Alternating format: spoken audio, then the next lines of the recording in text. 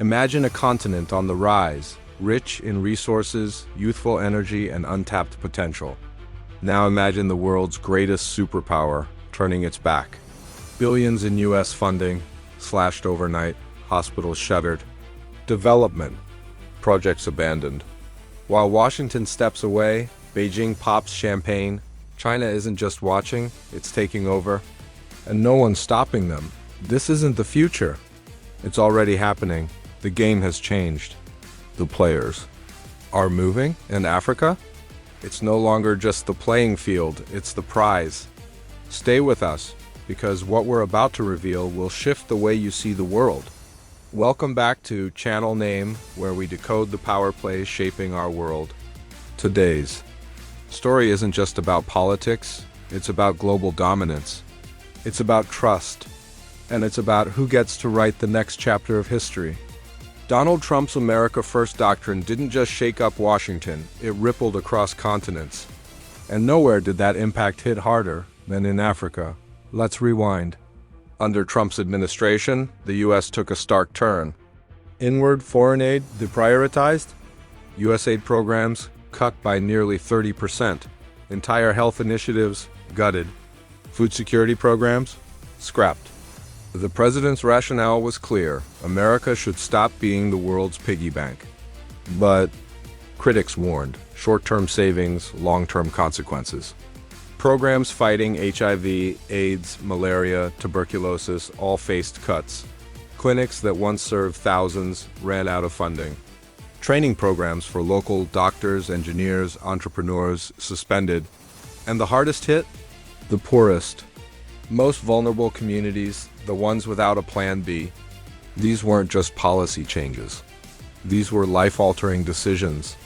In places like Uganda, Ethiopia, and Mozambique, U.S. aid wasn't a handout, it was a lifeline. In Kenya alone, U.S. health programs helped slash HIV transmission rates by more than half over a decade. Those gains, now at risk.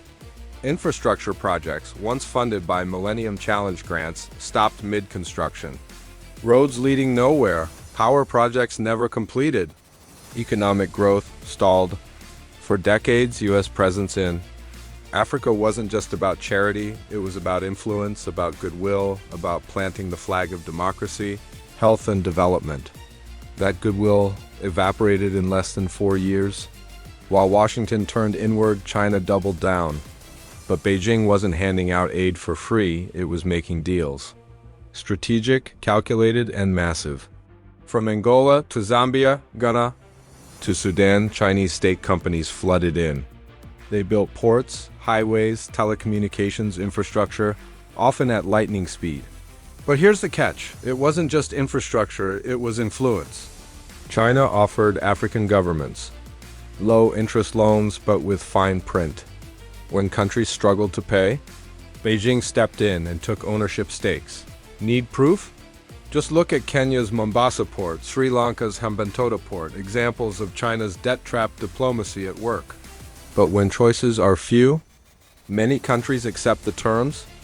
Beyond bricks and steel, China is exporting something else, its vision, a model of governance free of Western lectures on democracy or human rights. For authoritarian-leaning governments, that's a dream come true. Meanwhile, America's once unmatched soft power, cultural influence, democratic ideals, educational exchange began to fade in the African consciousness. Chinese universities offered scholarships. Tech giants like Huawei trained African engineers. Chinese media outlets launched 24/7 broadcasts tailored for African audiences, shaping public opinion in real time. The result? An entire generation of young Africans growing up with a new worldview. And a different idea of who the good guys really are. Let's be clear, Africa doesn't want handouts. It wants partnership. It wants investment with respect, not paternalism, infrastructure, not interference, opportunity, not obligation. But right now, China is offering deals, America is offering distance, and that gap is costing the U.S. more than money. It's costing it friends, allies, influence. There's still time to change the narrative, but the clock is ticking. In the halls of Washington, policymakers are slowly realizing the scope of the vacuum created. Military leaders warn of strategic risks. Economists highlight missed trade opportunities. Diplomats, once welcomed in African capitals, now find themselves playing catch-up. Some are calling for a Marshall Plan for Africa, a bold, unified re-engagement strategy. Others argue the damage is done, that the U.S. brand has lost its shine. But the truth? The future isn't written yet. It's still being negotiated in trade deals, in universities, in ports, in parliaments, and in the hearts and minds of African people. China might be celebrating America's absence now, but Africa's story is far from over.